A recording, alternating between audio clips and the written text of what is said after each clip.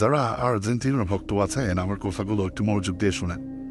আপনারা কি জানেন যে কয়েকটা দেশ ইসরায়েলকে অন্ধ সমর্থন দেয়, ইসরায়েলকে মিলিয়ন বিলিয়ন টাকার অস্ত্র দেয়, এর মধ্যে যুক্তরাষ্ট্রের পরে সবার উপরে রয়েছে আর্জেন্টিনা। জানেন ফিলিস্তিনের গাজায় প্রায় 4 লক্ষ মানুষ হত্যা করা হয়েছে। এই যে অস্ত্রগুলো ব্যবহার করা হয়েছে, এই অস্ত্রের অধিকাংশই দিয়েছে আর্জেন্টিনা। এই আর্জেন্টিনার পতাকা উড়িয়ে আপনারা গাজাবাসীর সঙ্গে বিশ্বাসঘাতকতা করছে, ফিলিস্তিনের মানুষের সঙ্গে মস্করা করছে।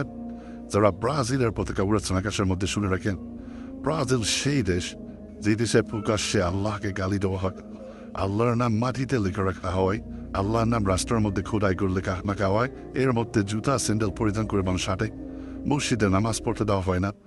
এই সমস্ত দেশের পতাকা বাংলাদেশে উড়িয়ে বাংলাদেশের পবিত্র মাটিকে অপবিত্র করবেন না, গাজার মানুষের রক্তের সঙ্গে বেইমানি করবেন না, ওই যে সৌদি আরব, কাতার, কুয়েত, বাহরাইনের মতো মুনাফিক হবেন না।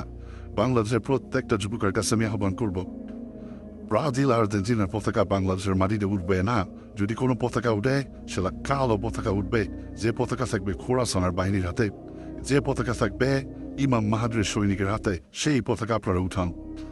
আপনারা খেলা দেখেন, সমর্থন করেন, কোনো আপত্তি আমার নাই, কিন্তু তাদের পতাকা উড়িয়ে এই বাংলাদেশের মাটিকে আপনারা আক্রমণ